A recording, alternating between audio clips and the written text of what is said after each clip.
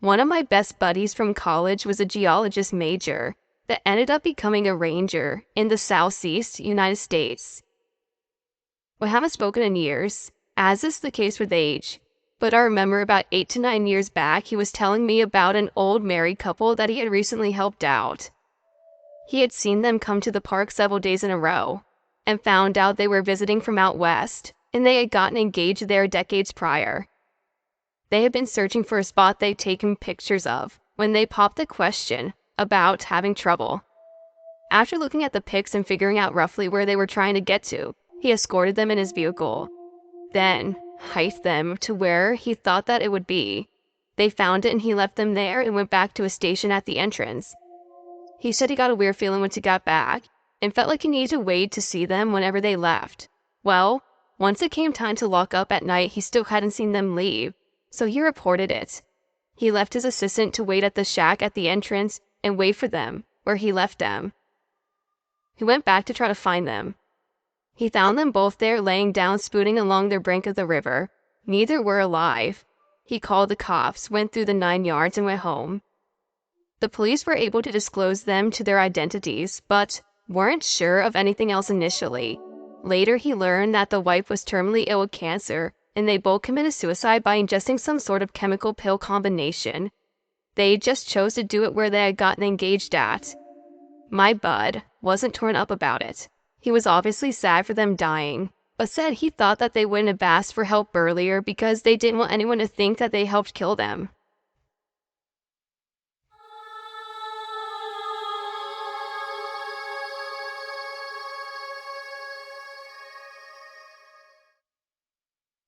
Just to give you a background on me, I am a 29-year-old and I have been researching and investigating the paranormal since I was the age of 9 in 1998. I'm an extremely realistic and logical person, and I am not easily excited over things I go bump in the night. I've seen and experienced some things in my life which most people will not believe, but that's okay because I'm not here to convince anyone of anything. I'm just here to share. My lights in the sky experience happened a few years ago. In 2014, I was living in New York and had gone to Jones Beach State Park one fall night with a friend of mine. It was a chilly night, so we didn't plan on staying out long, but it was nice to be able to walk along the boardwalk without dealing with crowds of people. We had stopped at a covered picnic area to sit down and chat. The night was clear enough to see the stars, which can sometimes be difficult with all the light pollution on Long Island. We lost track of time with our conversations, and as we got up to leave, I glanced up at the sky. I love the stars, and noticed something. It was a very bright light. It had appeared over the horizon that wasn't there a moment ago. My friend, seeing that I was staring off into space, literally looked up and thankfully saw it as well. Of course, we had two initial thoughts. 1, it was an airplane, or 2, it was just another star. We watched it for a few solid minutes, and it never moved from where I sat, ruling out the possibility of it being an airplane. Side note, my boyfriend is an airline pilot, and I spend a lot of time watching airplanes. This is definitely not a plane. So, a few moments go by when we notice a second light, just as bright as the first, appear seemingly out of nowhere. It manifested, if you will, right below the first light and just hovered there. Naturally, we look at each other and exchange perplexed glances. When we look back up again, a third light appeared below the first two. I don't know how long we stood there looking at these lights, but we did verbally discuss all the possibilities and not explain what they were. We tried very hard to be realistic in debunking this phenomena. After a while, the light shifted, taking on a triangular pattern. Again, we stood, mesmerized, and watched. They did not change positions again. After that, it felt like forever. We finally decided that we should leave. It was starting to get late, and we started to walk away, assuming that when we looked back the lights would be gone. They weren't. They stayed right there in the sky, in that triangular pattern, for almost our entire walk back to the car. Only when we reached the park exit did they disappear. We do believe what we saw were UFOs, though I'm not 100% comfortable labeling as an alien per se.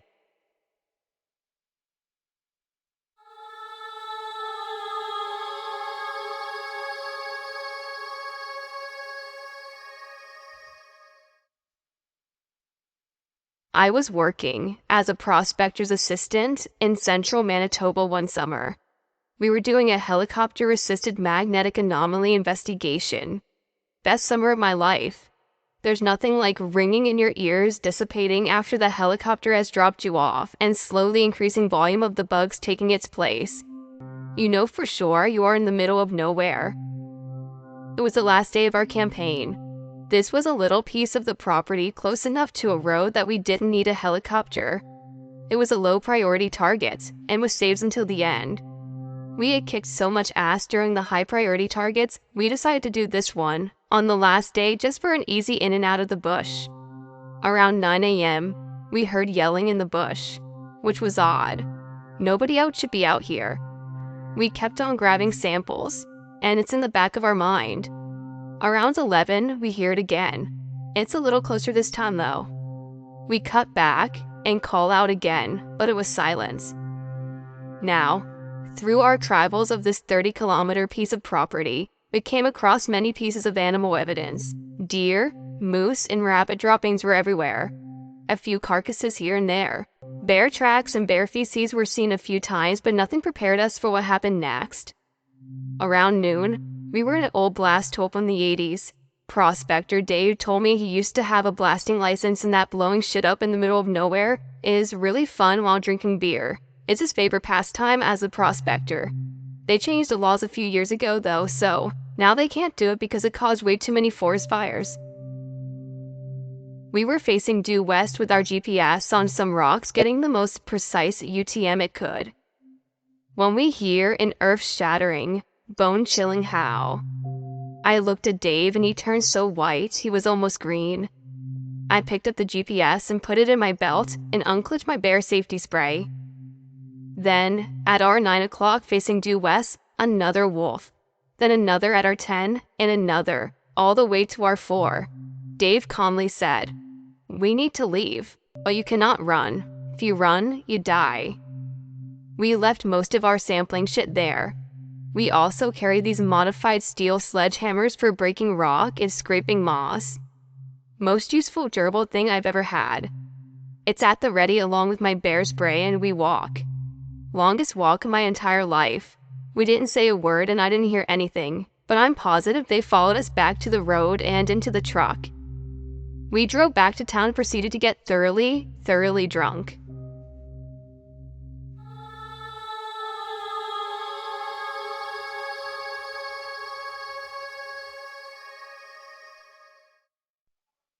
In the 90s, before everyone had cell phones, my Girl Scout troop was camping in a state park when a terrible thunderstorm came through the area.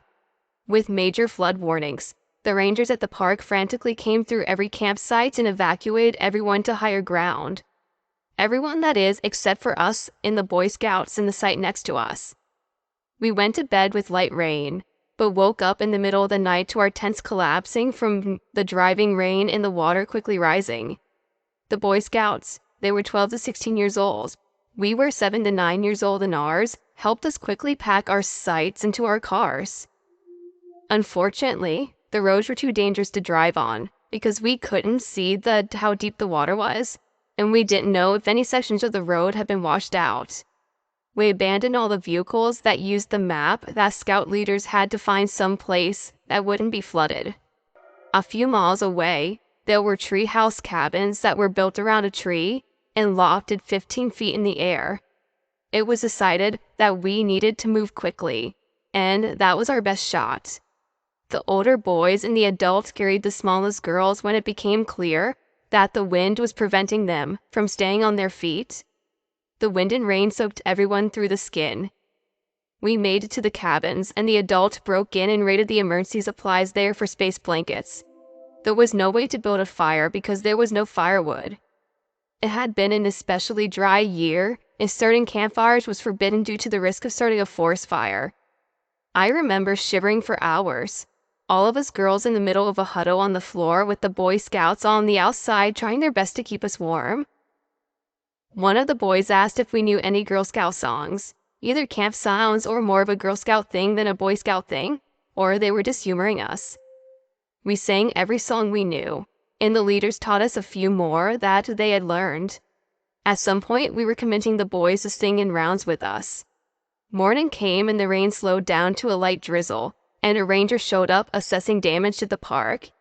He discovered us and immediately drove us to get help. They returned with a bunch of trucks and all-terrain vehicles. They drove us to a location where doctors were on site to evaluate us. It was sheer luck that none of us had anything worse than the chills. It could have been worse than it was, and they were unbelievably lucky to have survived it all. We could have easily died in our sleep if the flood had come through all at once instead of slowly rising. If the Boy Scouts hadn't been there, then us small girls would not have been able to hike out of there safely. If we had to try to drive, we would have been washed away.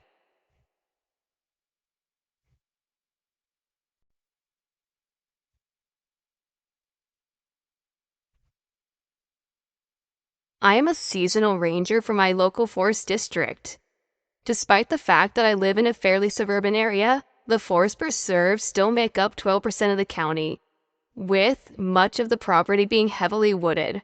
Not far out to wilderness, but pretty secluded in some areas.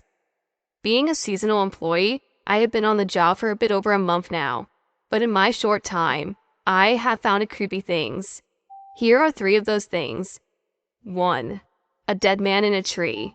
The rest of the rangers say that they find about 1 suicide a year, so here was the one for the year. When we go around opening parks each day, we drive through to make sure everything is okay. In this instance, I was driving through and had just lost sight of the road when I saw a man hanging from a tree in a clearing. He had hung himself. I called the cops and the coroner. Freaking coroner took about an hour to show up. He was the only one with a ladder long enough to cut the guy down. So I stared at a dead guy in a tree for about an hour. 2. Crazed, drugged up naked man running around a parking lot. It took me and 3 of the rangers to catch him. When we finally caught him, found out that he had multiple cuts across his body, running through brush, and had a rock ledged firmly up his ass. 3. A headless deer. Normally when a pack of coyotes take down a deer, yes, we have a bunch of coyotes around here, they leave bite marks all over the body, along with torn flesh everywhere.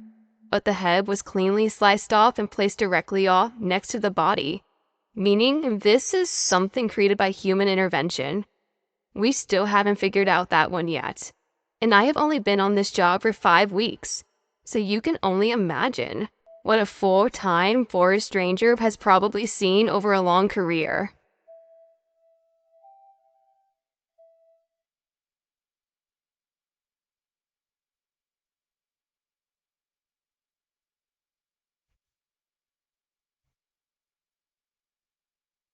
This happened in either 97 or 98. The memory came flooding back to me several years after my father passed in 2007. It was not a suppressed memory. It was more like a decade or more of life got in my way and I forgot about it. Anyway, I live in the Midwest, and it was either December or January. It was the time of year where high school is in season, but college is not. So, just before Christmas or possibly early January. I know because my brother was home from college, but I was cheering basketball games at the time. My dad was driving me home from cheering at a varsity basketball game. It would have been after around 10:30 p.m., and either a Tuesday or a Friday, since that's when the games were. We live in the country, and I do remember it was cold and a brisk night. There was snow on the ground and the moon was really bright and the snow was almost sparkling. We came down our country gravel road and came to the top of the hill where all of our mailboxes were. Dad wanted to stop and get the mail. To the right, there are the mailboxes, and to the left is an expansive farm field.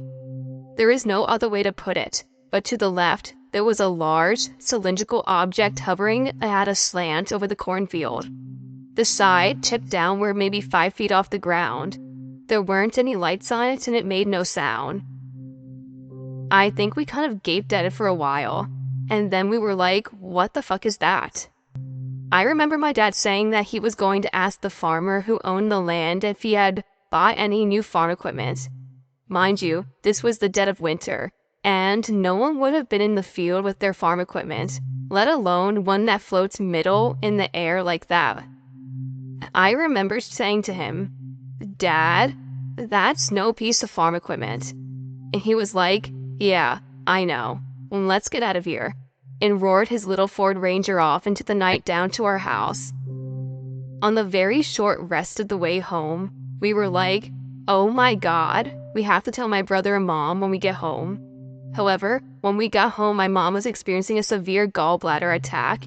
She had been having gallbladder problems for a while, when we didn't have any health insurance, so she had been putting off getting it checked out.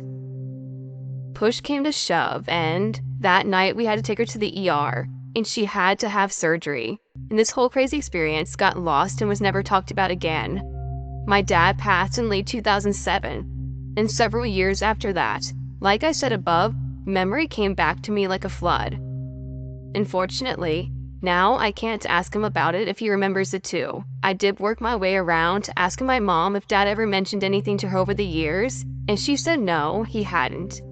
I really wish that I would have remembered before he passed so I could have asked him more. Frankly, that he was still here to ask today. It really bothers me and I really want to know what he remembers from that night.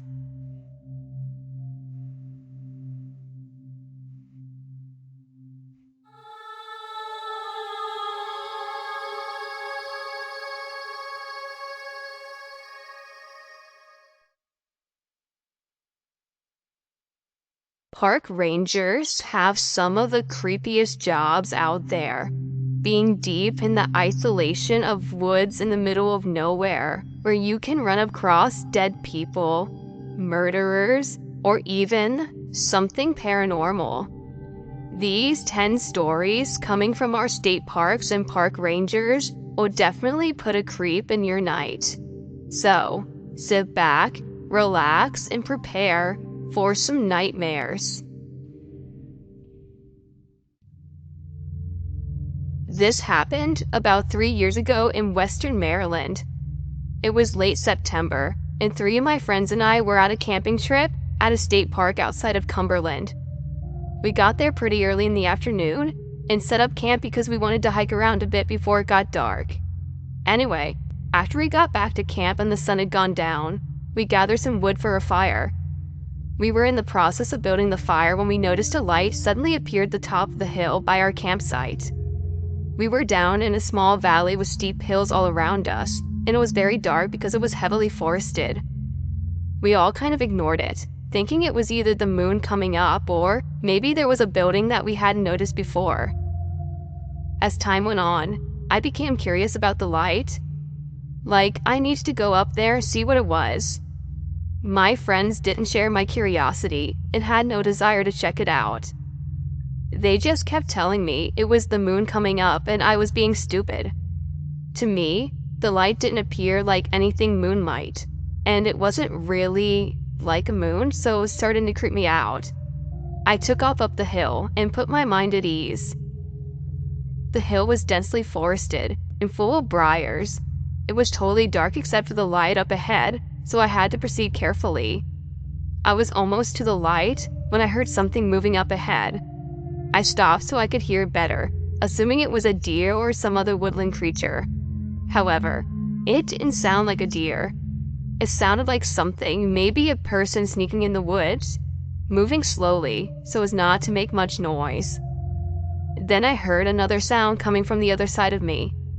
I froze, trying to get an idea of what was approaching me. The footsteps got closer, and I just stood there waiting for whatever it was to find me. Then, I saw it. It was the classic gray alien, about 5'5", and the light from ahead was reflecting off of its skin. That is the only thing I remember about it. I didn't get a very good look at it. I was just kind of scared, and I think I lost consciousness. The next thing I remember, I was picking myself up off the ground. It didn't seem like any time had passed, but there was a definite lapse of consciousness, like I was taken out and reinserted into time. I decided to go back to the campsite. I could see the light from a fire my friends had made. But on my way back to camp, I start hearing voices. Inside my head, I have no history of schizophrenia and consider myself a very calm and controlled person.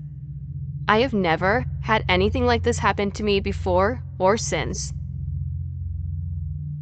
The voices were very subtle, but they were definitely there. At first, I was kind of ecstatic, but I was actually communicating with what I thought were aliens. This is the most amazing thing to have ever happened to me. They tell me I am special, and they chose me to make contact because I was open-minded. However, they soon start mocking me, and their tone gets very ugly, and they begin to sound almost demonic. They tell me I'm going to burn in hell and to kill myself. They tell me to throw myself into the campfire and get it over with. I am terrified at this point, and I can't get the voices to stop. I get back to the campsite, and my friends are enjoying themselves like nothing had ever happened. They talk to me, but their voices sound different. They sound like their voices were the ones that I heard in my head. And all I can understand is that they hate me and want me to die. I pretty much have a panic attack and lay down on the ground crying. The voices in my head continue to torment me, and just keeps getting worse. Finally, my friend starts holding me and telling me everything is fine.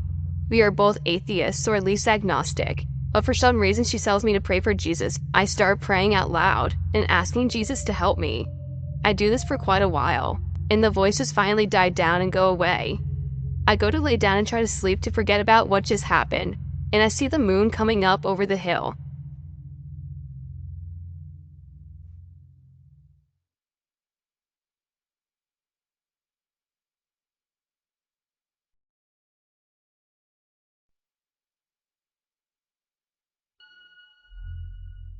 This happened about a year ago. I was 15 at the time, camping with my family, and also a good friend who we will call Zach, who is the same age as me. We were out camping in a campground called Miquelin Lake, which is a campground in central Alberta, Canada. The lake is basically drying up shit pile now, but the scenery is nice, and we know most of the staff at the park. The campground is of modest size and is often filled to capacity. There are a series of trails over by the park center that takes you through the forest. We decided to walk down one of those in the evening. After some walking, we found an old trail that we had not taken before.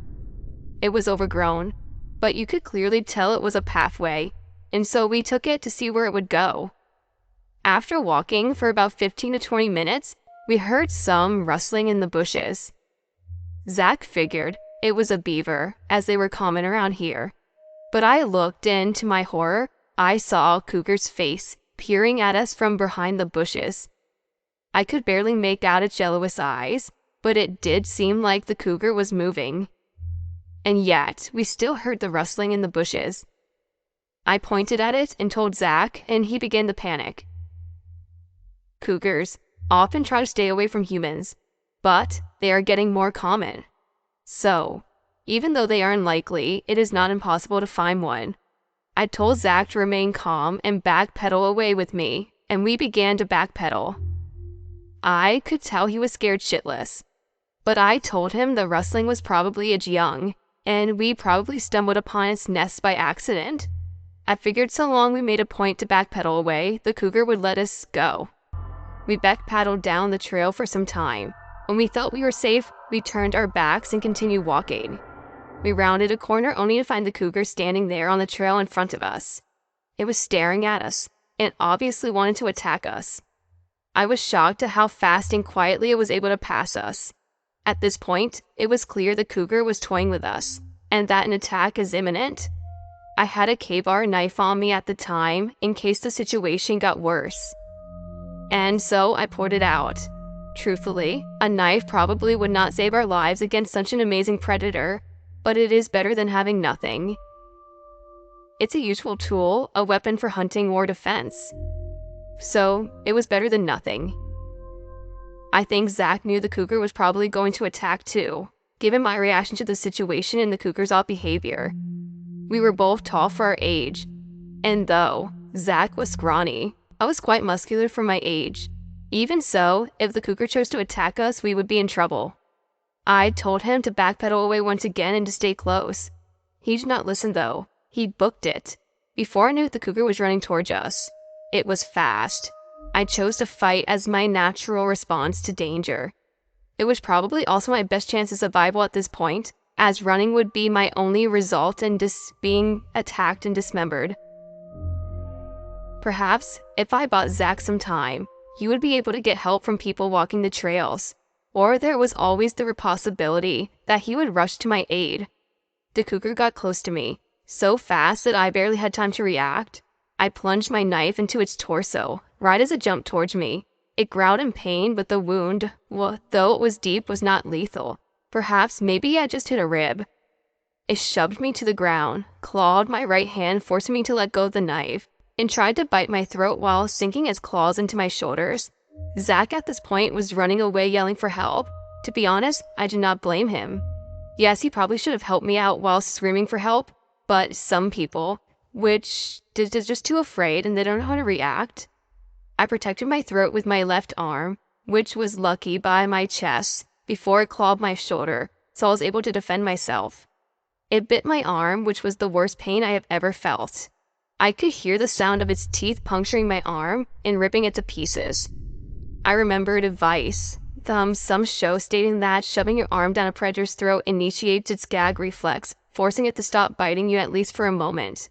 Remembering this, I shoved my arm further down its throat, and the pain got worse, but I was able to fight through it, and thanks to my adrenaline rush.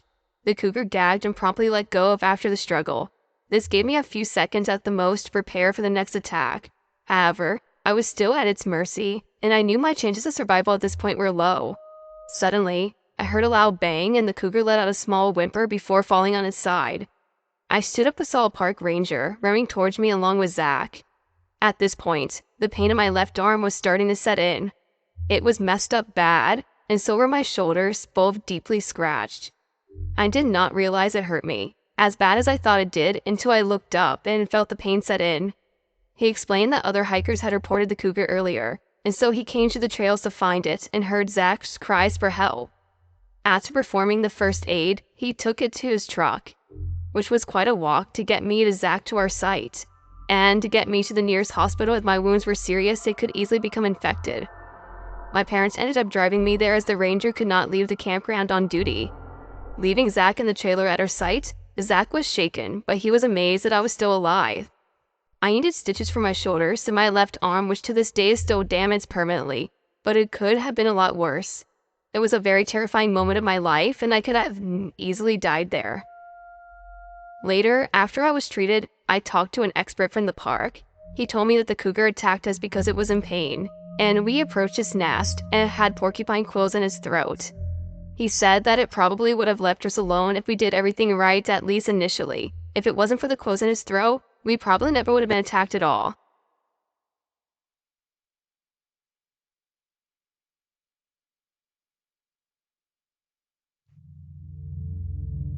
I have an uncle that used to work as a ranger in Michigan. He's gone through nights of tigers, loose in a campsite without a working flashlight, drunk guys drowning in the rapids, and kids found dead or hypothermia cradled peacefully at the bases of tall pines. But he never seemed disturbed when telling these stories. He saw it as just a part of the job. He took me and my middle brother on a walk through my grandparents' woods one evening while all the adults made dinner. The other two boys were completely occupied with a video game that was only 2-player, and so our uncle decided that he would give us some special attention. Especially to me, as being the only girl, I would get excluded from a lot. We watched for maybe 15 minutes before my uncle stopped dead at the swamp area in the woods, a place we went to often to hunt for mushrooms in the summer. But right in the middle of the soggy forest fluke was a 10-foot spiral staircase that none of us could ever remember being there before. It was like someone had built a house and everything, but the stairs had been swallowed up by the swamp. At the top was a very small landing where a welcome mat and carpet sat, completely clean and untouched from what we could tell. I looked up at my uncle, and the look on his face struck me like a cold ice pick. He was terrified, shaking like it was winter, and his eyes darting around on the tree line like he was looking for something. He grabbed our hands and walked fast. I have always been very short and unable to keep up. I found myself being carried all the way back to the house. He set me down only when we were in direct sight of the house and told us not to say anything about it to anyone, especially the boys, and to not go out of sight of the house without him with us. We were very confused and scared, and as it sounded just insane, we kept our mouths shut. I recently went back home to visit and convinced my brother to come with me to see the staircase. Though it took a lot of convincing to get him to come along, he refused to go without our gun or a 200-pound mastiff. We got out there to the right spot and there was nothing, just a clearing, no bits of metal, no carpet, just an empty clearing and a nice big patch of mushrooms. Those mushrooms might have been our dinner if our mastiff hadn't growled the moment we stepped towards them. It was probably at a deer, but we left quickly and have never been back or told anyone what we saw.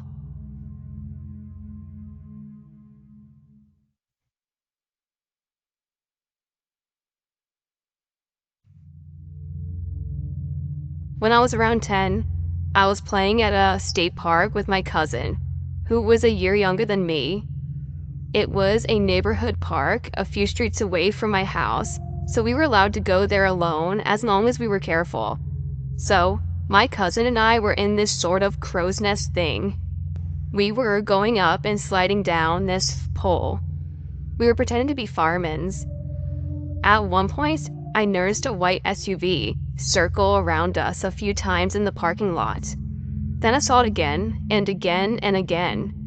It weirded me out, so I told my cousin we need to leave, but I wasn't sure if the car would follow us, and I didn't want them to know where I lived. At a certain point during this car circuit around the park, we would be obscured from its view by trees and buildings, so I waited for the car to reach that point, and then we hightailed it out of there. It's kind of sad because I love going to that park.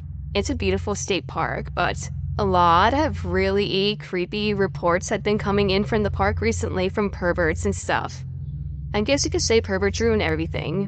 While my story wasn't necessarily the creepiest out there, I definitely do think that van might have something to do with some of the missing cases that are coming from our local state park.